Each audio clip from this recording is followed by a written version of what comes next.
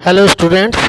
आज हम लोग सिंथेटिक फाइबर के दूसरे टाइप यानी नायलॉन के बारे में पढ़ेंगे। ठीक है, इससे पहले हम लोगों ने पहले टाइप रेयॉन के बारे में पढ़ा था और बताया था आपको कि ये सेमी सिंथेटिक फाइबर होते हैं जो वुड पल्प के केमिकल प्रोसेस के द्वारा बनाए जाते हैं। तो आज हम लोग नायलॉन के बारे में डिस्कस करेंगे। तो नायलॉन क्या है बेटा? नायलॉन जो होता है ना, फर्स्ट ट्रू सिंथेटिक फाइबर, यानी पहला ऐसा सिंथेटिक फाइबर है जो पूरी तरह से केमिकल से बना होता था, जबकि रेयॉन ऐसा नहीं था। रेयॉन जो था वो सेमी सिंथेटिक था, यानी केमिकल तो था लेकिन साथ में नेचुरल चीज़ भी मिक्स थी उसमें, जबकि रेयॉन पूरी तरह से केमिकल बेस्ड सिंथेटिक फाइबर होता है। ठीक है, ये जो नायलॉन फाइबर होता है, सिंथेटिक फाइबर होता है, ये एमाइड का पॉलीमर होता है। आपको बताया था ना मैंने, सिंथेटिक फाइबर पॉलीमर से बने होते हैं। पॉलीमर क्या होते हैं? बहुत सारे मॉलिक्यूल जब सिंगल चेन में जुड़ते हैं तो वो क्या बनाते हैं? पॉलीमर बनाते हैं।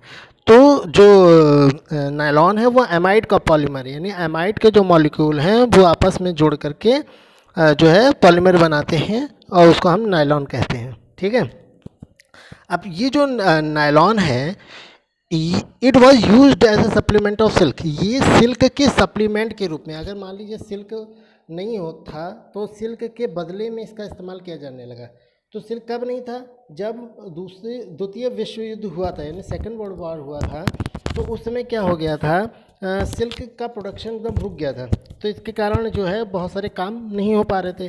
ठीक है, तो जो फौज थी, ठीक है, उनके पैरासूट्स बनाने के लिए, उनकी गाड़ियों के व्हीकल के टायर बनाने के लिए, इन सब के लिए जो है वो सिल्क की रिक्वायरमेंट थी। तो सिल्क का प्रोडक्शन या ट्रांसपोर्टेशन ना हो पाने के कारण जो है सिल्क के सप्लीमेंट के रूप में नायलॉन का इस्तेमाल किया जाने लगा। ठीक है, तो इस तरह से नायलॉन सिल्क का क्या है, एक सप्लीमेंट के रूप में भी इस्तेमाल होता है। ठीक है, अच्छा, ये जो नायलॉन है इसकी खासियत क्या है पता है आपको? इसकी खासियत है ये सबसे स्ट्रॉन्गेस्ट फाइबर है, सबसे मजबूत फाइबर नायलॉन का होता है, और साथ में ड्यूरेबल फाइबर होता है, यानी लंबे समय तक चलता है। यानी ये एक ऐसा फाइबर है जो बहुत लंबे समय तक चलता है और साथ में बहुत मजबूत होता है। ठीक है, और इस फाइबर को पहली बार फर्स्ट टाइम जो है 1931 में बनाया गया था, 1931 में बनाया गया था। कोयला, एयर और वो वाटर, इनके मिक्सिंग से, इसके कॉम्बिनेशन से जो है वो 1931 में पहली बार नायलॉन का फाइबर जो है डेवलप किया गया था। तो यह तो बात हो गई नायलॉन की। अब हम लोग नायलॉन की प्रॉपर्टीज़ के बारे में, गुणों के बारे में डिस्कस करते हैं। पहला गुण क्या है इसका? जो नायलॉन होता है वो वेरिएशन इन लस्टर, यानी चमक में वेरिएशन दिखाता है, यानी अलग अलग टाइप दिखाता है। आप देखोगे कुछ बहुत शाइनी होंगे, कुछ नायलॉन के फाइबर बहुत शाइनी होंगे, कुछ जो होंगे वो मॉडरेट लस्टर रखेंगे, और कुछ तो नायलॉन के फाइबर ऐसे होंगे जो बहुत डल होंगे। ठीक है, तो इस तरह से ये जो है वो लस्टर में वेरिएशन शो करते हैं। दूसरी प्रॉपर्टी है कि जो नायलॉन के फाइबर होते हैं वो बहुत ड्यूरेबल होते हैं, लंबे समय तक चलते हैं और इलास्टिक होते हैं। ठीक है, आराम से फैल सकते हैं। ठीक है, इसके अलावा जो नायलॉन होता है उसकी उसकी टेंसाइल स्ट्रेंथ जो होती है, यानी सहन करने की क्षमता होती है, बहुत ज़्यादा होती है, यानी बहुत ज़्यादा मात्रा में ये वेट को बियर कर सकता है। ठीक है, जो चौथी प्रॉपर्टी है कि जो नायलॉन होता है वो इंसेक्ट, फंजाई और मॉथ से रेसिस्टेंट होता है, यानी उससे बच सकता है, मतलब फंजाई, इंसेक्ट और मॉथ इसको ख़राब नहीं कर सकते हैं। इसके अलावा जो नायलॉन का फाइबर होता है वो रिंकल फ्री होता है, लाइट होता है और easy to wash and maintain, यानी धोने में आसानी होती है। यानी नायलॉन का जो फाइबर है वो हल्का होता है, ठीक है, उसमें सिकुड़न नहीं होती, और साथ में वो धोने में भी आसान होता है, उसे रखना भी आसान होता है।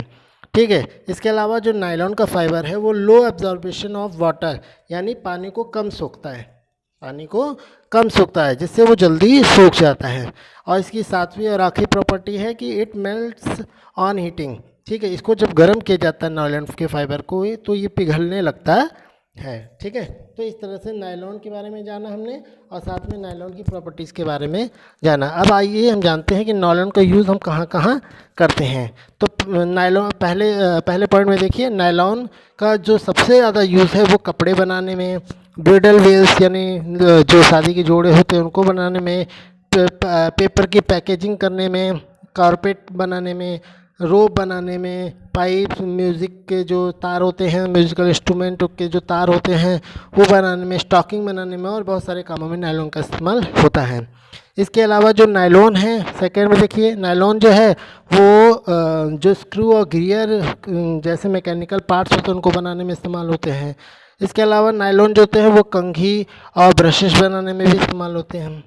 इसके अलावा नायलॉन जो होते हैं वो रस्सी, टेंट, फिशिंग नेट, पैराशूट इत्यादि को बनाने में भी इस्तेमाल, क्योंकि इनकी टेंसाइल लेंथ स्ट्रेंथ बहुत ज़्यादा होती है। इस जो कि नायलॉन में इलास्टिसिटी होती है, इसीलिए इसका इस्तेमाल जो है वो सॉक्स और स्टॉकिंग बनाने में भी किया जाता है। तो इस तरह से बच्चों आज हम लोगों ने नायलॉन के बारे में जाना, उसकी प्रॉपर्टीज़ और उसके यूजेस के बारे में जाना। कल हम लोग पॉलिस्टर के बारे में चर्चा करेंगे। धन्यवाद।